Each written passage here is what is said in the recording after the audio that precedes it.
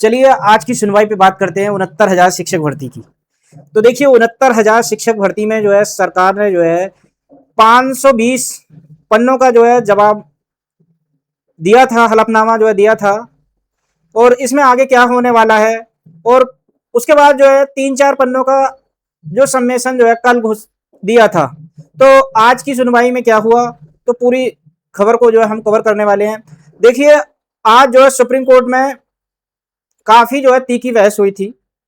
हालांकि जो है सभी कुछ पक्षों की ओर से लिखित जवाब जो है दाखिल होना अभी बाकी है।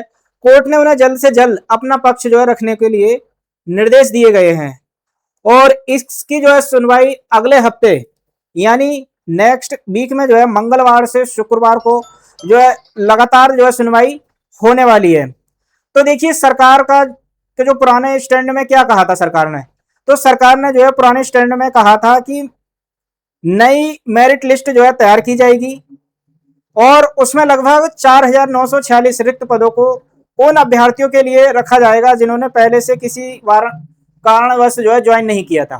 ठीक है। और देवेश शर्मा फैसले के बाद बीएड अभ्यर्थियों को प्राथमिक शिक्षक भर्ती में शामिल नहीं किया जाएगा, ये बात जो है सरकार ने रखी थी। जबकि पहले से कार्यरत शिक्षकों को यथावत रखा जाएगा, मतलब जो शिक्षक पहले से लगे हुए हैं बीएड वाले उनको रखा जाएगा, पहले से कार्यरत शिक्षकों को नौकरी से नहीं हटाया जाएगा। ये बात जो है गवर्नमेंट ने रखी थी हलफनामे में। लेकिन नई बहस यहां से शुरू होती है कि सरकार ने पहले तो गलती कर ली रिजर्वेशन में जो है हेरा फेरी करके। क्या इसमें जो है उन कैंडिडेटों की जो है गलती है जिनको नौकरी नहीं मिली, 5 साल से वेतन नहीं मिला। अब बात आ रही है कि उनको जो है हम नहीं रखेंगे। सरकार ने नए हलफनामे में को लेकर क्या चर्चा है, तो काफी जो है इस पर चर्चा है। जो है हमारा डीडी न्यूज है, बहुत सारे चैनलों पर इसकी जो है काफी चर्चाएं चल रही हैं। लेकिन सरकार ने अपने नए सबमिशन में मुख्य रूप से क्या बताया है, ये आपको अगर हम बताएं तो देखिए सरकार ने कहा है कि हाई कोर्ट की सिंगल बेंच ने क्या आदेश दिया था, इसको जो है उसने पूरा कवर किया है। डिवीजन बेंच ने क्या निर्देश दिए थे उसमें उसको भी बताया गया है और उन आदेशों का पालन करने के लिए राज्य सरकार ने क्या कदम उठाए हैं। तो जो 3-4 पन्नों का जो है हलफनामा दिया है कल, उसको सब रखा गया है। अब अंतिम निर्णय सुप्रीम कोर्ट करे और राज्य सरकार न्यायालय के आदेश का पालन करेगी, ये जो है हलफनामे में कहा गया है। ठीक है। जिसे अब आते हैं बीएड अभ्यर्थियों का मुद्दा। तो सुनवाई के दौरान बीएड अभ्यर्थियों को लेकर भी जो है गंभीर सवाल उठाए गए हैं। तर्क दिए गए हैं कि यह भर्ती 2019 की है, जबकि देवेश शर्मा का निर्णय बाद में आया। ऐसे में बाद में निर्णय को पहले की भर्ती में लागू करना उचित नहीं है और एक महत्वपूर्ण कानूनी प्रश्न है। इस विषय पर भी संबंधित पक्षों ने अपनी आपत्तियां न्यायालय के समक्ष रखी गई हैं। अब देखिए 4,946 पदों को लेकर जो आपत्ति है, जिन्हें उन अभ्यर्थियों के लिए रखा गया है जिन्होंने पहले ज्वाइन नहीं किया गया था। तो कुछ कारण हो सकते हैं। कुछ पक्षों का कहना है कि यदि किसी अभ्यर्थी ने पहले से नियुक्ति स्वीकार नहीं की थी तो उन पदों को वर्तमान विवाद के समाधान के लिए उपयोगी किया जाना चाहिए या नहीं, इस पर विचार होना चाहिए। इसी आधार पर सरकारी व्यवस्था पर कई आपत्तियां दर्ज की गई हैं। ठीक है।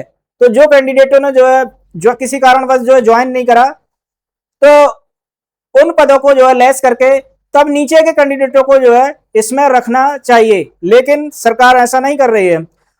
अब बात करते हैं मेरिट लिस्ट पर उठे सवाल की। तो कुछ पक्षों ने यह भी कहा है कि सरकार द्वारा तैयार की गई नई मेरिट लिस्ट और कट ऑफ पर भी जो है प्रश्न उठते हैं। उनका कहना है कि मेरिट लिस्ट पहले के न्यायालय के आदेशों की तुलना में जो है अलग दिखाई देती है। ठीक है।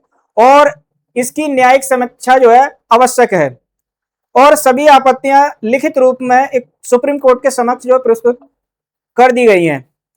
अब देखिए आर्टिकल 142 को लेकर क्या स्थिति है। देखिए आर्टिकल 142 ये कहता है सरकार ने जो अपने जो है तरफ से जो है जो कहना था वो कह दिया, लेकिन जैसा भी सुप्रीम कोर्ट अपना आदेश देता है उसका जो है पालन किया जाएगा।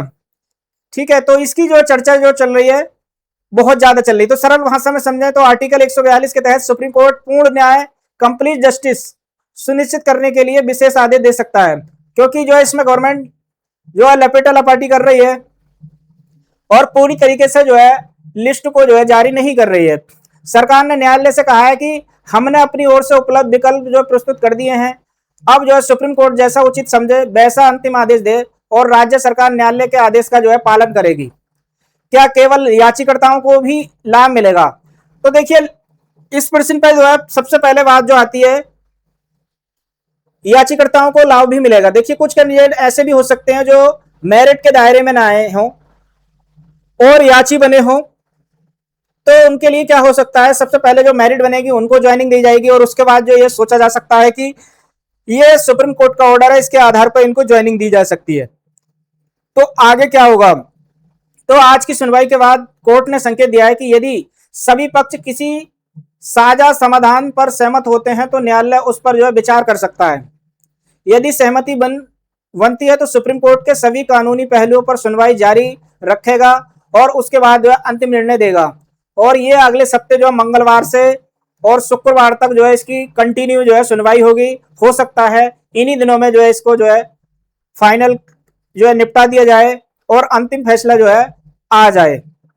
तो ये थी महत्वपूर्ण सूचना 69,000 शिक्षक भर्ती की। ऐसी सूचनाओं के लिए आप हमारे चैनल को सब्सक्राइब कर सकते हैं, वीडियो को लाइक कर सकते हैं। फिर मिलते हैं किसी नेक्स्ट वीडियो में। जय हिंद, जय भारत।